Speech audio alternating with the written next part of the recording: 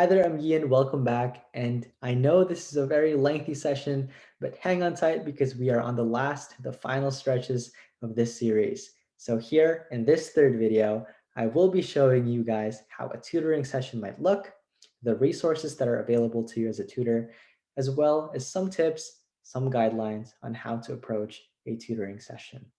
So first, let's go over how each tutoring session might look for you.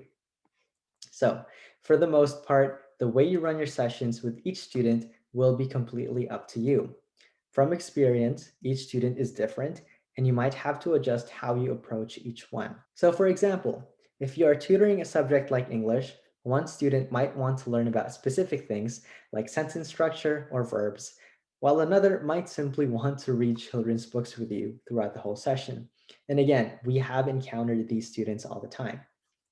In this case, the best way to figure out how to approach a student would simply be to ask them. Again, I'd also like to mention here that we have set each session for 1 hour. However, you do not need to take up that whole hour.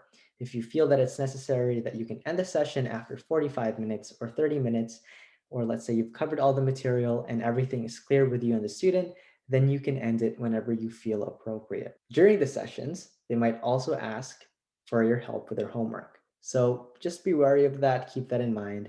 Be prepared if they ask you, a basic science, a basic math question, or a basic English question, or if they want to show you their homework and they ask you for advice, just be ready for things like that. We also have books and materials that contain problem questions, worksheets, as well as lessons that will be ready for you to access if you need them. These resources have been linked to you through the email that we have sent this video along with. Also, I'd like to mention that if you do find additional resources online that are free, feel free to use them, and also feel free to share them with us and the other tutors. Another very important note that I'd like to mention here is that during these tutoring sessions, don't be afraid to have some fun. There are numerous websites online that contain educational games that you can play with your student. We have found a few and we have included that in the email for you to access, but I'm sure that there's a lot more. So if you find one that's really fun and really engaging, feel free to use that and have some fun.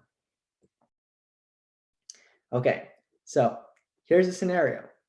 A new student has booked a session with you, and you are unsure on how to start things off with a new student. On top of that, everything is online and you are not used to it. You're a little worried. Here are some tips.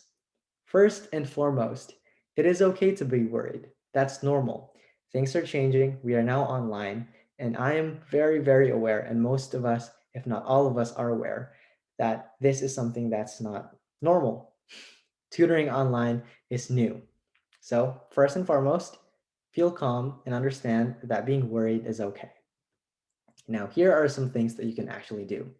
So, on your first meeting with a particular student, it is a good idea to start things off with an icebreaker. Try to get to know your student by asking them, or maybe you can do that through a fun game. Maybe you can talk about their favorite show, their hobbies, their favorite food, games or sports they like to play, and other stuff that they're interested in.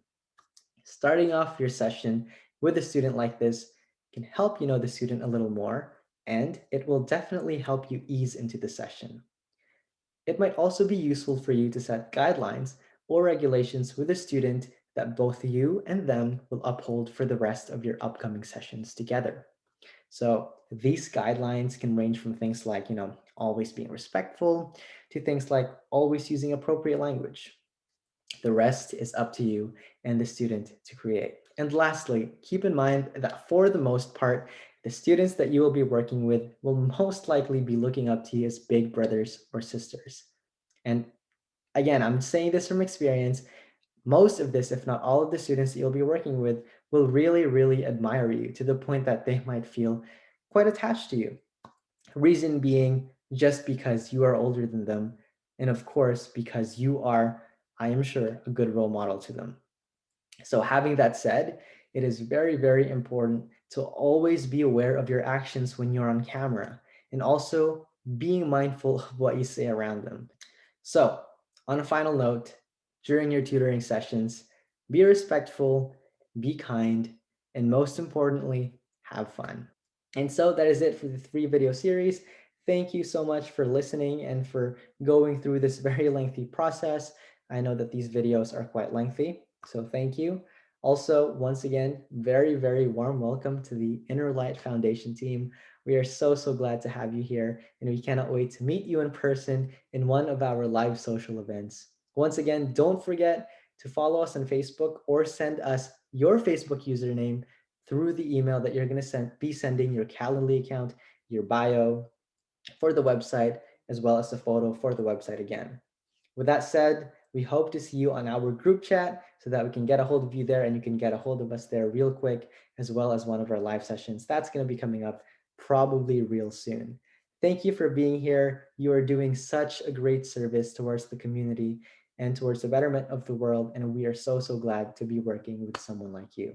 One last thing, if you do have any questions or if anything is unclear, please feel free to email us or book an appointment with us. We can always call and clear things up that way as well, if that works better for you. But with that said, hopefully we'll see you very soon. Take care.